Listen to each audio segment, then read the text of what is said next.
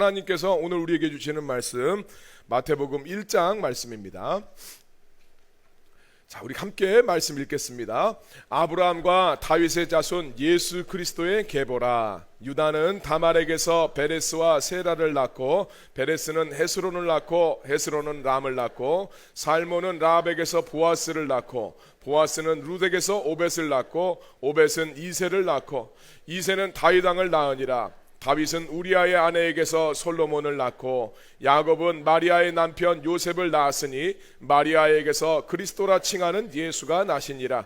그런즉 모든 대수가 아브라함부터 다윗까지 14대요, 다윗부터 바벨론으로 사로잡혀 갈 때까지 14대요, 바벨론으로 사로잡혀 간 후부터 그리스도까지 14대더라. 아멘. 여러분, 하나님은 살아계시고 역사하십니다. 하나님은 지금 이 자리에 우리와 함께 하시며 우리에게 복 주시길 원하십니다. 좋으신 하나님 은혜를 사모하며 이 자리에 나오신 여러분들을 예수님의 이름으로 환영하고 예수님의 이름으로 축복합니다. 자, 우리 서로를 향해서 축복의 인사 함께 나누겠습니다. 빛이 있으라, 빛이 있으라. 은혜와 생명의 빛이신 예수님이 여러분들의 삶 속에 함께 하시길 우리 예수님의 이름으로 축원합니다. 한 역사학자 영상을 봤는데 우리나라 족보 중에서 왕부터 노비까지 안 바꾼 족보가 하나도 없다. 우리나라에 지금 돌아다니는 모든 족보는 실제로 말을 하면 완벽한 사실을 담고 있는 족보는 하나도 없다라고 이야기합니다. 우리가 생각했을 때는 우리 집안의 족보는 아주 옛날부터 전해지는 틀림없는 사실이다라고 생각을 하지만 그렇지 않다라는 거예요.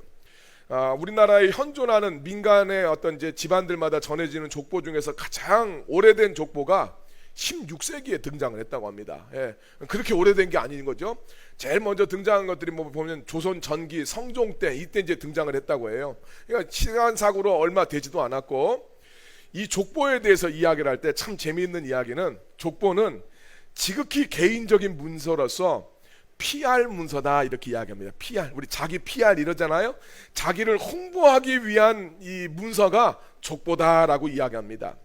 그러면서 이야기하면서 왜 PR 문서냐 이제 말장난을 하는데, 피할 것은 피하고 알리고 싶은 것을 알림으로써 자기를 홍보하는 문서가 우리 시대에 전해지는 족보다라고 이야기를 합니다.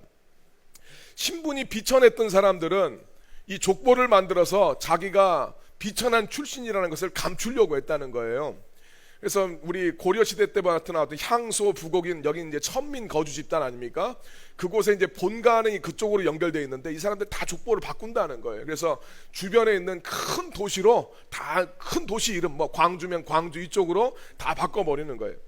심지어는 이성계와 같은 이 전주 이씨도 족보를 다 수정을 했다고 합니다. 그래서 왕이 되고 나서 자기의 원래 시조는 광희라는 분인데 그 윗대에 3인을 만들어요. 이걸 알 수 있는 것은 왕이 되기 전에 자기 아버지가 돌아가셨을 때 이자춘의 묘에 비를 만들어 놨는데 거기에 자기 집안의 역사를 그대로 적어놨다는 거예요. 그런데 왕이 되고 나서 거기에 안 나와 있는 조상들 시조 3명을 갖다가 이제 이 족보에다가 이제 집어넣습니다. 그래서 그 내용들을 바라보면 신라의 태종무열왕하고 자기네 집안이 관계가 있다. 그러니까 원래부터 자기네는 왕족하고 뭔가 연관이 있다. 이제 이것을 알려주기 위해서 그런 이제 족보를 만든 거죠. 그러니까 왕족으로서의 정당성을 갖다가 백성들한테 알려주기 위해서, 야, 우리 집안에는 원래 왕의 피가 흐르고 있어. 이거 알려주는 거죠. 근데 이게 우리나라만 그런 게 아니라 서양에서도 비슷합니다. 서양 귀족들의 족보를 보면 전부 프랑크 왕국의 샤를마뉴 대제하고 다 연결을 시켜놔요. 그래서 자기 조상들이 샤를마뉴 대제의 뭐 어떤 후손하고 결혼을 해서 자기들이 그 귀족이 됐다. 전부 거기랑 연결을 시킵니다. 그러니까 인간의 족보는 자기를 홍보하고 포장하기 위한 것이기 때문에 안 좋은 내용은 빼고 좋은 내용은 부풀리고 또 좋은 내용들은 창작해서 자기 족보에 다 끼워 넣는 것이 동서고금을 막론하고 인간의 족보의 모습들이다라는 것입니다. 자, 그런데 성경에 나오는, 오늘 우리가 예수님의 족보의 일부분을 이제 읽었는데, 성경 지금 마태복음에 나오는 예수님의 족보는 인간들의 족보하고는 굉장히 다른 점이 있습니다. 오늘 우리가 읽은 말씀은 예수님이 이 땅에 오심을 설명하기 위해서 예수님의 족보, 그 가계도를 이제 소개하는 내용인데, 이 족보에 따르면 인간들의 족보하고 굉장히 다른 내용들이 나타나고 있어요. 첫 번째는 뭐냐면 이 예수님의 족보에 5명의 여성이 등장을 한다는 겁니다. 이 고대 사회에서는 굉장히 가부장적인 사회였기 때문에 여자를 족보에 잘 언급하지 않죠. 근데 예수님의 족보에서는 굉장히 이 중요한 인물들로서 여성의 이름들이 기재가 되어 있습니다. 유대인들은 그런 말을 했다고 그러죠. 유대인 랍비들은 하나님 앞에 감사의 기도를 하면서, 하나님, 우리를 이방인과 여자와 개로 태어나지 않게 해주셔서 감사합니다, 이런 기도를 했을 정도예요. 그러니까 이 사람들이 얼마나 여성에 대해서 무시하고 이방인에 대해서 천시했는가라는 것을 우리가 알 수가 있습니다. 근데 거기에 이 여성들의 이름이 딱 기록되어 있어요. 그래서 예수님 족보를 보면 다른 사람들 전부 다 모든 여성이 기록되어 있느냐? 그렇지도 않습니다. 아브라함, 이삭, 야곱 같이 남자들 장남만 언급되는 족보도 있는가 하면 특별하게 이 여성 5명만 예수님의 조상으로 언급이 되고 있습니다. 그래서 여기 나온 이름들 보면 다말, 라합, 룻, 바세바, 마리아가 여기 예수님의 족보에 소개가 되고 있는 5명의 여성들입니다. 두 번째 특이한 점은 이 여성들이 전부 다 순수한 이스라엘 백성이냐? 그렇지 않다는 거예요. 다 이방인들이 여기에 섞여 있습니다. 다말과 라합은 가나안 사람이었고 룻은 모압 사람이었습니다. 아까 전에 말씀드린 것처럼 유대인들은 혈통을 굉장히 중요하게 생각을 합니다. 그래서 이방인들에 대해서 이방인으로 태어나지 않은 것을 감사하게 생각을 하는데, 특별히 이 가나안 사람들은 이스라엘 백성들이 가나안 땅에 진입을 해서 진멸시켜야 될 대상이었어요. 나중에 이걸 다 노예로 붙잡습니다. 그런 사람들이에요. 근데 그 사람들이 자기의 조상의 이름에 지금 들어가 있습니다. 뿐만 아니라 모압 족속들, 암몬과 함께 여호와의 총회에 들어올 수 없다라고 하나님이 이렇게 규정해 난 사람들입니다. 그래서 이 사람들은 부정한 자들로 취급을 받아서 성막이나 성전에서 하나님을 예배할 수 없는 사람들이었어요. 근데 그런 출신들이 예수님의 족보에 있었다라는 것을 그대로 기술하고 있다라는 점에서 굉장히 특이한 거예요. 그러니까 유대인들의 입장에서는 싫은 이야기거든요. 예, 감추고 싶은 이야기인데 이걸 그대로 드러내고 있습니다. 세 번째로 예수님 족보에 기록된 이 여성들이 거의 다 마리아 빼놓고 성적인 스캔들에 다 연결돼 있어요. 이게 참 부끄러운 이야기인 겁니다. 그래서 요즘 오늘날의 관점에서 봤었을 때도 이게 쉽게 용인될 수 있는 그런 종류의 이야기들이 아닙니다. 우리 3절 말씀에 보면 다말이 등장을 하는데, 이 다말과 유다 사이에서 베레스와 세라가 나왔다 이렇게 말하고 있죠. 다말과 유다는 아시다시피 시아버지하고 며느리의 관계예요. 그런데 이 다말이 매춘부로서 위장을 하고 자기 시아버지를 속이고 관계를 맺습니다. 그리고 나서 거기에서 태어난 것이 베레스와 세라입니다. 이런 망측한 이야기가 어디 있습니까? 이게 뭐 우리들만 망측한 이야기가 아니라 유대인들한테도 이건 부끄러운 이야기예요. 5절 말씀에 보면 라합이 등장을 하죠. 여러분 아시다시피 이 라합은 이스라엘 백성이 가나안 땅을 점령할 때 여리고 성에 거주하던 매춘부였습니다. 그런데 이 매춘부가 이스라엘의 정탐꾼들을 숨겨주게 되니까 그 대가로 이 라합과 그의 가족을 멸족시키지 않고 살려주죠. 정말 이스라엘 입장에서는 공을 세운 사람이지만 매춘부라는 경력은 참 부끄러운 경력이에요. 실제로 우리나라 그러지 않습니까? 우리 임진왜란 때 논개, 장수와 함께 장렬하게 우리 순국했던 논개가 남원의 어느 양반 가문의 그 여성이라고 해요. 이거 우리나라 다큐멘터리에서 한번 나온 적이 있는데 그 가문에서 이름을 지워버립니다. 그러니까 기생이라고 소개되어 있기 때문에 이게 가문한테 이게 부끄러운 이야기라는 거죠. 이게 사실 다 그런데 여기에서는 지금 이 라합을 갖다가 딱 공공연하게 내세우고 있습니다. 6절 말씀에 바라보면 다윗을 이야기하면서 다윗이 누구랑 사이에서 솔로몬을 낳았나 이렇게 말하는데, 바세바라는 이름이 있는데도 불구하고 그 이름을 기록하지 않습니다. 우리아의 아내에게서 솔로몬을 낳았다라고 이야기하는 거예요. 여러분 아시겠지만 이 우리아는 다윗한테 정말 충성했던 아주 충성스러운 부하였습니다. 다윗이 그 아내랑 바람을 피고 이 충성스러운 장수 우리아는 전쟁에 아주 위험한 곳으로 보내서 이거 죽여버리지 않습니까? 자, 그러니까 여기에서 우리아의 아내와 사이에서 솔로몬을 낳았다는 이야기는 다윗의 그 파렴치한 행위를 그대로 들춰내고 있는 거예요. 자, 예수님의 족보는 이렇게 참 부도덕하고 흠이 많고 지저분한 이야기를 그대로 다 드러내고 있습니다. 우리가 살펴봤던 사람들의 족보하고 달라요.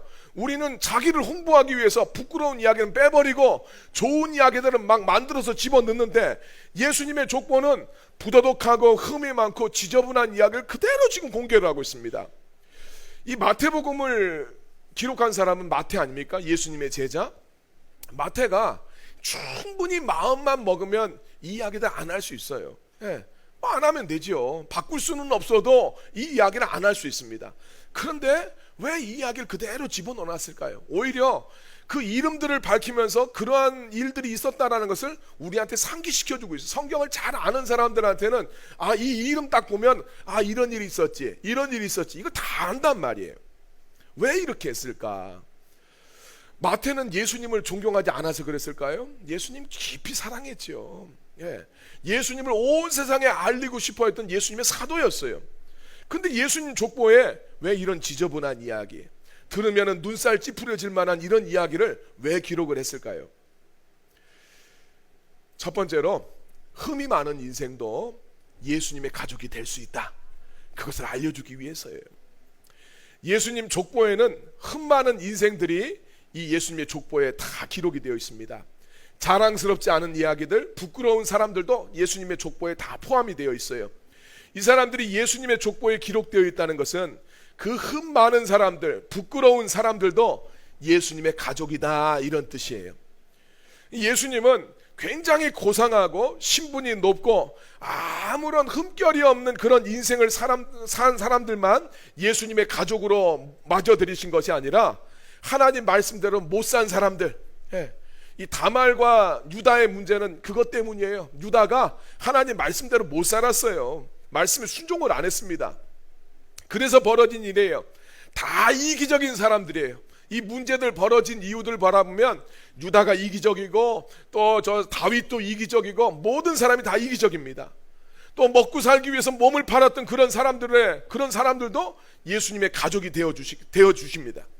또 자기 욕망을 위해서 충성스러운 부하를 죽였고, 또 그 아내를 빼앗은 이 파렴치한 사람의 가족도 예수님이 되어 주시는 거예요. 자기 목적을 달성하기 위해서 시아버지라도 속이고 관계를 맺었던, 이건 무서운 사람이죠.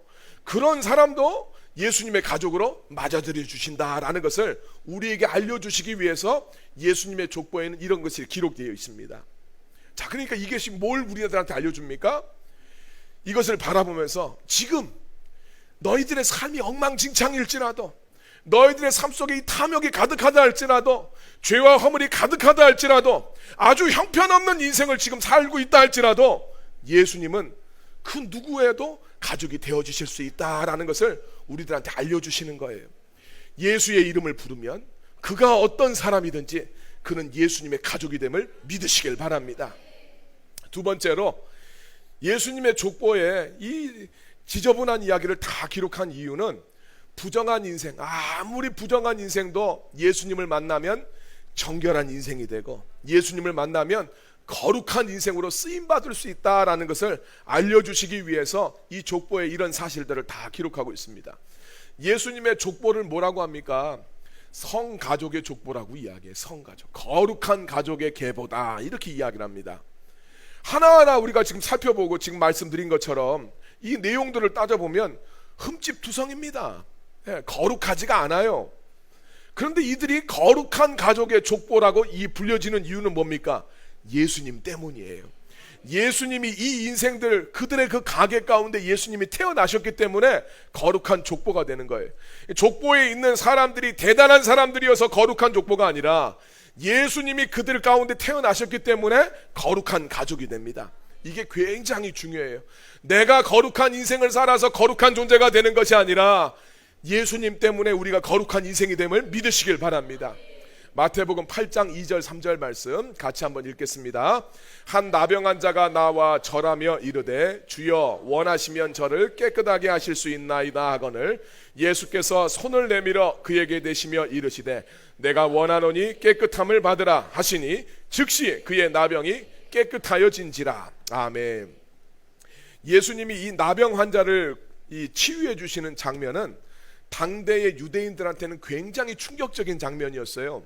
왜냐하면 예수님이 당시 아주 고칠 수 없는 불치의 병이라고 알려져 있는 나병을 고쳐주신 것, 이것도 놀라운 일이지만 더 놀라운 사실은 부정한 몸, 나병은 부정한 병입니다. 거기에 손을 대면 그도 부정해지게 되어 있는데 예수님이 손을 대니까 이 부정한 사람이 깨끗하게 되어버렸다는 이 사실 때문에 이게 충격적인 거예요. 원래 구약에서는 부정한 것에 정결한 것이 접촉이 되면 그것이 사람이든지 물건끼리든지 부정한 것에 접촉한 사람이나 물건도 부정해집니다. 이게 율법의 규정이에요. 그래서 뭔가 이 어떤 부정한 것들이 이렇게 성전에 이 강대상에 묻게 되었다. 그럼 강대상도 사용할 수가 없어요. 여기에 보혈의 피를 뿌리고 정결하게 하는 시간을 거친 다음에야, 그런 다음에야 이것을 사용할 수가 있어요. 사람도 마찬가지였어요. 제사장이나 성도들도 몸이 부정해지면 격리되어 있다가 정결 예식을 범하고 행하고 나서야 하나님 앞에 예배할 수 있는 것이 구약의 규범입니다. 그런데 예수님 앞에서는 이 정결 규정이 거꾸로 돼버리는 거예요. 아무리 부정한 사람일지라도 예수님이 만져주시면 정결해지고 깨끗해지는 거예요. 나병 환자는 부정한 자인데 그를 만지면 원래는 예수님도 부정해져야 되는데 나병이 떠나가 버리는 거예요. 부정한 그의 몸과 영혼의 상태가 예수님이 만져주심으로 인해서 정결하게 되고 깨끗하게 치유가 됩니다. 이게 뭘 말해줍니까? 아무리 부정한 사람, 어떤 죄인일지라도 예수님과 만나게 되면, 예수님과 접촉하게 되면 정결하게 되고 깨끗하게 된다는 거예요. 부정한 사람도 악한 사람도 예수님 만나게 되면 하나님 앞에 쓰임받는 거룩한 인생이 됩니다. 그러니까 그가 어떤 사람인가, 어떤 짓을 저질렀는가, 이것보다 더 중요한 게 뭐냐면 그 사람이 예수님 만났나, 그 사람 예수님께서 그 영혼을 만져주셨는가, 이게 진짜 중요하다는 거예요. 오늘 우리들 삶 속에도 그 고백이 필요합니다. 내가 어떤 사람인가, 이게 중요한 게 아니에요. 내가 과거에 어떻게 했는가, 좋은 일을 했든지 나쁜 일을 했든지 그게 중요한 게 아니에요. 오늘 내가 예수님 만나고 있는가, 내 삶 속에서 예수님과의 접촉이 내 삶 속에서 일어나고 있는가, 이게 중요한 거예요. 옛날에 중요한 게 아니에요. 옛날에 은혜 받은 게 중요한 게 아니라 오늘 내가 예수님을 만나고 있는가, 주님이 내 마음을 만져주고 있는가, 그게 중요합니다. 오늘 이 시간이 예수님의 터치가 일어나는 시간, 예수님과의 깊은 만남이 일어나기를 주님의 이름으로 축원합니다. 세 번째로, 이 족보에 더러운 이야기들이 다 담겨 있는 것은 예수님의 가족이 되려면 그가 어떤 사람이든지 오직 예수님의 은혜가 필요하다, 이것을 이야기해 줍니다. 예수님의 족보에 올라간 사람들 중에서 완전한 사람은 아무도 없습니다. 어떤 사람들은 심각한 문제가 있었지만 예수님의 은혜로 예수님의 가족이 되었지요. 그러나 문제 있는 사람들만 은혜가 필요한 것이 아니라 신분이 높고 고귀한 사람들도 예수님의 은혜로만 예수님의 가족이 됩니다. 우리 대표적인 사람 다윗이죠. 다윗은 남자였고 유대인이었고 그의 신분은 고귀한 왕이었습니다. 지금까지도 몇천 년이 지났지만 지금까지도 이스라엘 사람들이 가장 존경하는 사람은 다윗입니다. 근데 다윗이 신분이 높고 고귀하다고 해서 그의 삶까지도 깨끗했냐? 그렇지 않습니다. 다윗의 인생에도 부끄러운 일들, 죄악된 일들, 잘못된 판단들이 헤아릴 수 없이 많이 있었어요. 만약에 예수님의 가족이 되기 위해서 완벽해야 되고 그 어떤 흠도 없어야 한다면 다윗조차도 절대로 예수님의 가족이 될 수 없어요. 다윗이 예수님의 가족이 되기 위해서는 그의 허물도 품어주시는 예수님의 은혜가 필요했어요. 누구도 자기의 유능함이나 자기의 도덕성이나 자기의 수행이나 자기의 노력을 통해서 예수님의 가족이 될 수 없다는 이야기예요. 오직 예수님의 가족이 되기 위해서는 예수님께서 나를 위해서 이루신 예수님의 구원의 사건을 믿고 주님이 나를 위해서 고난받고 죽어주심으로써 내 죄가 사함받았고 그 일을 나에게 이루어 주신 것이라고 내가 수용할 때 그때 예수님의 가족이 된다는 것을 믿으시길 바랍니다. 누구도 예수 그리스도의 은혜가 필요하지 않은 사람은 아무도 없어요. 아무도 없습니다. 모든 사람이 예수의 은혜로 하나님의 가족이 됨을 믿으시길 바랍니다. 자, 이 사실이 우리한테 희망을 주죠. 우리들도 저마다 흠집투성이의 인생이에요. 누가 흠이 없는 사람이 있습니까? 여러분, 우리 솔직히 한번 생각해 봅시다. 주님이 우리의 허물을 덮어주시니까 우리가 거룩한 채 하면서 살고 있는 거 아닌가요? 여러분 한번 생각해 보세요. 주님이 여러분들의 행했던 일들, 여러분들의 마음속의 생각들, 이거 다 드러나게 해주시면 우리 창피해서 어떻게 살겠습니까? 여러분 솔직히 누가 내 지금 속을 다 알고 있다고 생각해 보세요. 그 사람 보면서 얼굴 여러분 떳떳하게 우리 들고 다닐 수 있습니까? 모르니까. 모르니까 우리 지금 거룩한 채 하면서 살아갑니다. 만약 그런 우리들한테 우리가 구원받으려면 어떤 흠도 없는 완벽한 도덕성이 있어야 되고, 정말 주님 앞에 종교적인 성실성, 내 기분 나쁘면 안 하고 빼먹고 막 이런 것이 아니라 정말 주님이 원하시는 높은 종교적인 성실성, 이거 우리들한테 있어야 구원받는다고 이야기하고, 정말 하나님 말씀 앞에 완벽하게 순종해야 된다고 구원을 받는다고 하면 우리 중 누가 받을 수 있겠습니까? 아무도 받을 수가 없습니다. 더군다나 혈통도 유대인이어야 된다, 이 조건이 있으면 누가 우리가 예수님의 가족이 될 수 있겠습니까? 그런데 우리는 허물이 많고 참 주님 앞에 부도덕하고 종교적인 성실성도 떨어지고 순종도 못하는데, 더군다나 우리는 유대인도 아니고 이방인에 불과한데, 그런 우리를 구원하기 위해서 우리의 흑암과 어둠 가운데 우리 예수님이 찾아오셨어요. 그 예수님 덕분에, 빛으로 찾아오신 예수님 덕분에 우리가 예수님의 가족이 되었음을 믿으시길 바랍니다. 주님은 우리의 가족이 되신 것을 부끄럽게 여기지 않으셨어요.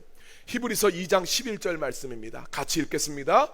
거룩하게 하시는 이와 거룩하게 함을 입은 자들이 다 한 그릇에 난지라. 그러므로 형제라 부르시기를 부끄러워하지 아니하시고. 그렇습니다. 예수님이 우리를 형제로 불러주시는 것에 대해서, 우리를 가족 삼으신 것에 대해서 주님이 부끄러워하지 않으신대요. 이것이 성육신의 놀라운 진리입니다. 성육신은 거룩할 성자가 아니에요. 예수님이 거룩한 육신이다 이런 뜻이 아니라 이룰 성자를 써요. 그래서 영이신 하나님께서 인간의 육신을 입고 이 땅에 오셨다라고 해서 이룰 성자를 써서 육신이 되셨다라는 의미의 성육신입니다. 하나님이 인간이 되신 이유는 오늘 죄 가운데 구차한 인생을 살고 있고, 죄로 인해서 흠결이 많고 또 우리들의 죄로 인해서 고생하며 살아가는 우리들을 구원해 주시기 위해서 주님이 인간이 되셨어요. 예수님이 그렇게 우리를 찾아오셨습니다. 히브리서 2장 17절 18절 말씀, 우리 말씀을 생각하면서 같이 한번 읽어봅시다. 시작. 그러므로 그가 범사의 형제들과 같이 되심이 마땅하도다. 이는 하나님의 일에 자비하고 신실한 대제사장이 되어 백성의 죄를 속량하려 하심이라. 그가 시험을 받아 고난을 당하셨은즉 시험 받는 자들을 능히 도우실 수 있느니라. 아멘. 이거 나 어려울 때 주님이 막 도와주신다, 그 말씀만 여러분 생각하지 마시고, 우리들의 삶의 가장 본질적인 고난은 죄의 문제예요. 죄의 문제. 예수님이 범사의 형제들과 같이 되셨습니다. 온전히 인간이 되셨다는 뜻이죠. 17절 말씀입니다. 그리고 그분이 시련과 시험을 통해서 고난을 당하셨기 때문에 시련과 시험을 당하는 사람들, 우리 18절 말씀, 여러 가지 인간의 육신을 가진 자들로서 죄 가운데 살 수밖에 없어요. 우리는 흔들릴 수밖에 없습니다. 우리가 완벽하지 않아요. 흠결이 많습니다. 근데 그런 우리들을 주님이 잘 아시기 때문에 우리를 능히 도와서 구원해 주실 수 있는 분이다 라는 말씀입니다. 그러니까 주님은 부끄럽고 자격 없고 흠 많은 인생들을 예수님의 가족으로 삼아주셨는데, 예수님이 우리를 가족으로 삼아주신 이유는 계속해서 너 부끄러운 인생 살아라, 흠 많은 인생으로 살아가라, 이런 뜻이 아니라는 이야기예요.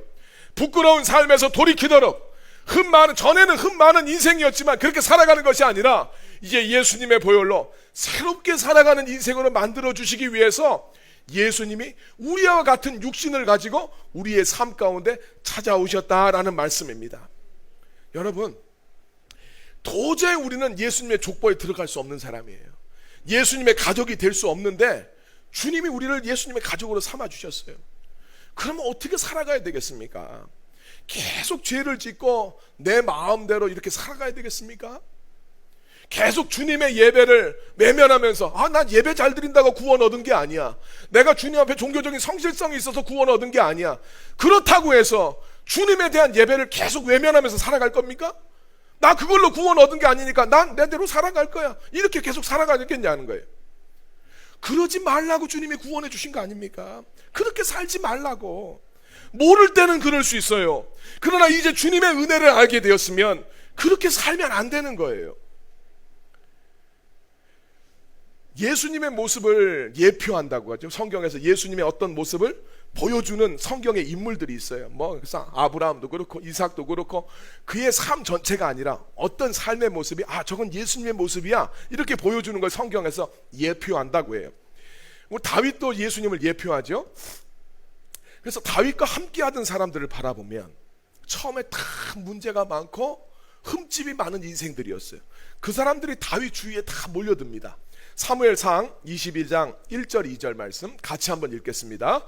그러므로 다윗이 그것을 떠나 아둘람 굴로 도망하매 그의 형제와 아버지의 온 집이 듣고 그리로 내려가서 그에게 이르렀고 환난당한 모든 자와 빚진 모든 자와 마음이 원통한 자가 다 그에게로 모였고 그는 그들의 우두머리가 되었는데 그와 함께한 자가 400명가량이었더라. 아멘. 다윗이 사울왕의 미움을 받아서 쫓기고 도망칠 때 아둘람이라는 굴에 숨게 되었어요. 여기에 이제 숨어 있으니까 다윗의 가족들도 이제 왕한테 처단받을 수 있으니까 아버지와 형제들이 다 모든 가족들과 함께 피신을 하게 되었다라는 이야기입니다.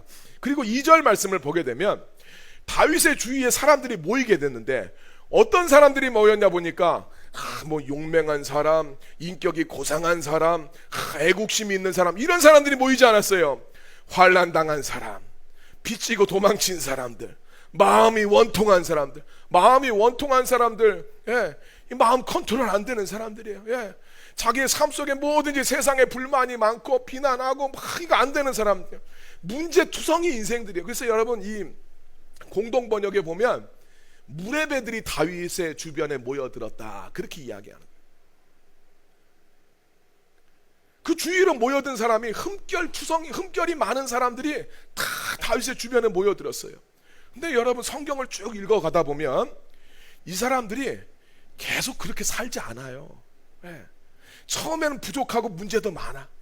그리고 우리가 말씀을 바라보게 되면은 막 이 사람들이 시글락에서 다윗이 잘못한 것도 아닌데 아말렉이 다윗의 이 본부를 공격을 해서 없을 때 싹 습격을 해서 쓸고 가버리니까 이 부하들이 막 돌을 들어서 다윗을 막 치어서 죽이려고 하는 그런 일들도 나왔어요. 다윗의 죄가 아닌데 왜 다윗을 갖다가 죽이려고 합니까? 그랬던 사람들이에요. 오갈 데 없는 사람들 거두어졌더니 나중에 다윗이 그냥 자기들 망하겠다고 돌을 들어서 다시 죽이려고 했던 그런 사람들이었습니다. 근데 이 사람들이 다윗과 함께 살아가면서 계속 그렇게 살지 않아요. 이 사람들이 점점 성숙해지고 용맹해지고 실력을 갖추어서 나중에 다윗의 용사들이 됩니다. 그래서 다윗이 인생을 떠나게 되었었을 때 사무엘하 23장에 보면 다윗과 함께했던 용사들의 리스트가 성경에 쫙 공개가 됩니다. 거기에 보면 수많은 용사들의 이름들과 그들이 행했던 행적들의 기록이 되어 있는데 요셉 바세바시라는 사람은 혼자 800명을 맞춰서서 그들을 제거했던 사람이고 다윗의 용사들 중에서 3명은 다윗이 목마르다고 하니까 다윗의 고향 베들레헴 앞에 지금 블레셋 군대가 진을 쳤습니다. 목숨을 걸고 수십 킬로를 가서 적진을 뚫고 베들레헴에 우물을 길어서 다윗한테 그 우물물을 가지고 와요. 목숨을 바쳐서 충성하는 사람들이 됩니다. 전쟁의 판도를 바꾼 30명의 용사들의 이야기가 나오는가 하면 다윗처럼 블레셋의 거인들을 상대해서 정말 이 블레셋의 거인들 다 전에는 그 앞에서 주눅 들고 겁먹고 도망치는 사람들인데 다윗처럼 거인과 맞서서 맞짱을 떠서 그들의 목을 베었던 그런 용사들이 다윗 밑에 수두룩하게 생기게 돼요. 이 사람들이 원래 어떤 사람들이었느냐? 원래 다윗과 함께했던 환난당한 사람들, 빚지고 도망친 사람들, 마음이 원통한 사람들이었어요. 문제 많은 인생들이었는데 다윗과 함께 살면서 엄청난 용사들로서 이 사람들이 성장하게 됩니다. 여러분, 오늘 우리도 환난당한 사람들, 빚진 사람들, 마음이 원통한 사람들인데 주님이 주님 곁으로 우리를 불러주셨습니다. 우리 정말 자격 없는 사람들이고 흠결 많은 인생인데 주님이 우리한테 찾아오셔서 우리를 예수님의 가족으로 삼아주셨어요. 그럼 어떻게 살아가야 되겠습니까? 계속해서 주님이 흠 많아도 은혜를 구원해 주셨으니까 나는 이대로 살겠습니다. 이렇게 살 수 있겠습니까? 그럴 수는 없는 일입니다. 그래서 바울이 그런 이야기 하죠. 디모데한테, 야, 우리를 불러주신 분을 기쁘시게 하는 용사로 살아야 되지 않겠느냐? 디모데후서 2장 3절 4절 말씀 같이 읽겠습니다. 너는 그리스도 예수의 좋은 병사로 나와 함께 고난을 받으라. 병사로 복무하는 자는 자기 생활에 얽매이는 있는 자가 하나도 없나니 이는 병사로 모집한 자를 기쁘게 하려 함이라. 할렐루야. 처음에는 우리가 문제 많은 인생으로 주님 앞에 나왔지만 주님이 우리를 예수님의 가족으로 삼아 주셨어요. 그렇다면 오늘 우리도 우리를 불러주신 그 주님을 기쁘시게 하는 인생이 돼야 될 줄로 믿습니다. 오늘 우리를 불러주신 그 주님의 용사로 살아가야 될 줄로 믿습니다. 어떻게 살아갈 것인가? 첫 번째, 예수님 가족으로 살아가는 고난을 잘 감당하십시오. 우리가 흠결 많은 인생인데 주님이 우리를 외면하지 않으셨어요. 예수님의 가족으로 삼아주시기 위해서 주님은 어둠과 흑암에 있는 우리 인생에 찾아오셨습니다. 주님이 우리를 구원하시기 위해서 고난받고 십자가에서 죽으셨는데 나 좀 편하자고, 나 좀 살겠다고 우리 주님 모른 척하면 되겠습니까? 그러면 안 됩니다. 마태복음 10장 32절 33절 말씀 같이 이 말씀을 읽읍시다. 누구든지 사람 앞에서 나를 시인하면 나도 하늘에 계신 내 아버지 앞에서 그를 시인할 것이요, 누구든지 사람 앞에서 나를 부인하면 나도 하늘에 계신 내 아버지 앞에서 그를 부인하리라. 아멘. 여러분 가시는 어디 곳에든지 예수 믿는 사람으로 살아가는 것을 여러분 주저하지 마세요. 예수님의 제자로 살아갈 때 불편한 거 있어요. 고려해야 될 것도 있습니다.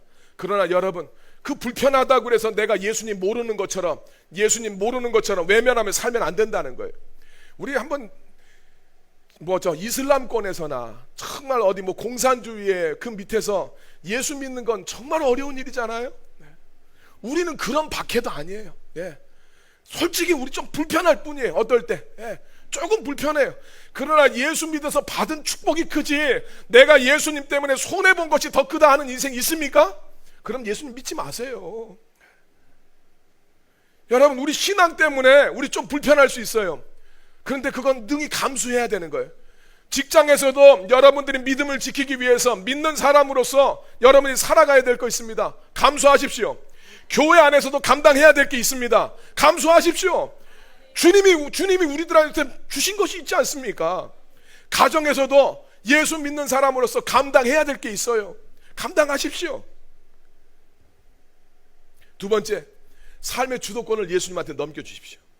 예수님의 가족이 된다는 것은 내 마음대로 내 뜻대로 살아가는 인생으로 사는 것이 아니라 내 삶의 주권을 이양하는 것을 의미해요. 주권을 이양한다.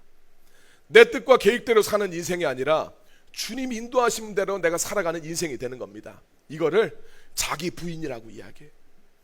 우리가 살아가는 세상에서는 자기를 부인하는 것은 미친 짓으로 여깁니다. 현대 사회는 끊임없이 네 자아에 충실하라고 이야기해요. 자아에 충실해라. 야, 그냥 그렇게 너 여자로 살지 마. 너 그렇게 한번 남편의 아내로 살지 마. 야, 너 남편한테도 네 그 아내만 가정만 이렇게 살지 마. 너 하고 싶은 대로 살아. 계속 그렇게 이야기하죠. 세상은 항상 자기의 꿈, 자기의 원하는 바 이걸로 자기 갈망 채우는데 거기에 목적돼서 살아가요. 그런데 우리 기독교는 그렇게 말하지 않습니다. 자기를 부인해야 된다고 이야기해요. 근데 자기 자아만 자꾸 충족하며 살게 되면 어떻게 합니까? 책임에는 소홀해요. 죄만 짓고 살아가게 돼요. 자아에 대한 끊임없는 집착이 여러분 우리 현대사회에 얼마나 수많은 비극들을 만들어냅니까? 수많은 인간 관계들을 파탄내고 내 자아에만 집중하다 보면 주님과의 관계도 깨집니다. 절대로 주님과 함께 살 수 없어요. 마태복음 12장 50절 말씀 같이 한번 읽겠습니다. 누구든지 하늘에 계신 내 아버지의 뜻대로 하는 자가 내 형제요 자매요 어머니이니라 하시더라. 아멘. 그렇습니다. 예수님을 데려가기 위해서 예수님 모친과 형제들이 예수님 찾아왔다는 이야기를 예수님한테 전해주잖아요. 그때 예수님 이 말씀 하시는 거예요. 제자들을 둘러보면서 야, 누가 내 가족이냐? 오직 하나님 아버지의 뜻대로 행하는 너희들, 니들이 내 어머니고 내 자매이고 내 형제다. 주님 그렇게 말씀하셨어요. 여러분, 내 인생을 주님 앞에 넘겨드리고 내 뜻이 아니라 내 바람이 아니라 하나님 뜻대로 살아가는 주권을 이양한 여러분들이 되기를 예수님의 이름으로 축원합니다. 세 번째로 내가 죄인이다, 내가 자격 없는 자다는 것 주님 앞에서 인정하며 살아가야 돼요. 성경에서 예수님이 이 땅에 왜 오셨는가? 우리를 죄에서 구원하기 위해서 오셨다라는 것이 성경의 일성입니다. 우리가 예수님은 나한테 무엇을 주실 수 있나 생각하면 우린 세상적인 거 다 원해요. 마음의 평안, 예수님이 내 삶에 내 좀 뭐 집안도 잘 되게 해주시고, 뭐 우리 자녀도 복 주시고, 돈도 좀 벌게 해주시고, 우리 다 그런 거 원합니다. 성경이 말하는 가장 본질은 우리를 죄에서 구원하기 위해서 오셨다. 주님 그렇게 말씀하죠. 마태복음 1장 21절입니다. 같이 읽겠습니다. 아들을 낳으리니 이름을 예수라 하라. 이는 그가 자기 백성을 그들의 죄에서 구원할 자이심이라 하니라. 아멘. 천사가 이 예수님의 부모들한테 가서 야, 아들이 태어날 건데 그 이름을 예수라고 지어라. 그러면서 덧붙인 이야기가, 이 아기가 장차 자기의 백성을 그들의 죄에서 구원할 자이기 때문에 예수라고 이름을 지어라, 이렇게 이야기합니다. 예수라는 이름은 호세아, 여호수아와 다 같은 거죠. 구원자란 뜻이에요. 예수님은 우리에게 사랑을 베풀어 주셔서 우리를 죄에서 구원해 주시고 우리의 허물과 죄악을 용서하러 오셨어요. 그 은혜를 누리기 위해서, 내 죄를 용서하러 오셨기 때문에 그 은혜를 누리려면 내가 죄인이라는 것을 고백할 수 있어야 돼요. 내가 주님 앞에서 내가 도덕적으로 실패한 사람입니다 라는 것을 고백할 수 있어야 돼요. 하나님의 말씀대로 내가 마음을 다하고 뜻을 다하고 힘을 다해서 하나님을 사랑하라고 했는데 나는 그렇게 하나님을 사랑하는 경건함이 나한테 없습니다. 이것을 인정해야 됩니다. 예수님은 말씀하셨어요. 첫 번째 계명이 이렇게 하나님 사랑하는 것이라면 두 번째 계명은 네 이웃을 내 몸과 같이 사랑해라, 이렇게 말씀하셨는데 우리는 내 이웃을 내 몸과 같이 사랑하지 않아요. 굉장히 이기적이에요. 그런 이기심이 내 안에 가득하다는 것을 주님 앞에 인정해야 돼요. 하나님의 뜻을 우리가 몰라서 순종 안 한 게 아니에요. 알아요. 아는데 순종이 안 돼요. 우리의 마음속에 그 순종 못하는 완고한 고집스러움이 있습니다.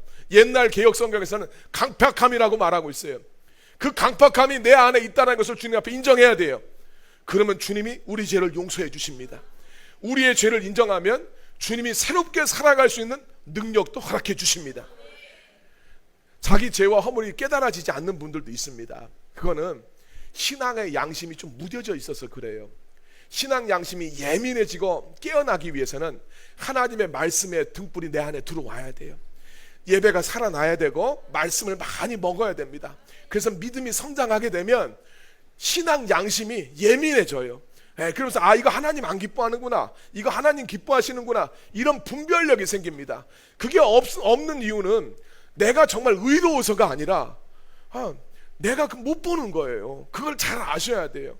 내가 의롭다고 생각해서 주님도 의롭다고 생각하실까요? 성경에서는 이야기하잖아요. 의인은 없나니 한 명도 없다. 내 신앙 양심이 새로워지려면 예배가 살아나고 하나님의 말씀을 자꾸 먹어야 됩니다. 우리의 인생은 여러분이나 저나 흠이 많고 부정한 인생들이에요. 근데 오직 예수님의 은혜로 예수님의 가족이 되었습니다.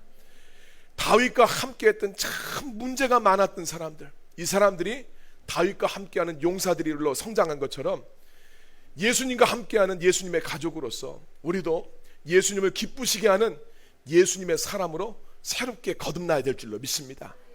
전에는 우리가 환난당한 자, 빚진 자, 마음이 원통한 자로 살았지만 이제는 여름날의 시원한 냉수처럼 우리 주님의 마음을 시원하게 해줄 수 있는 주님의 자녀들, 주님의 백성들 되시기를 예수님의 이름으로 축원합니다.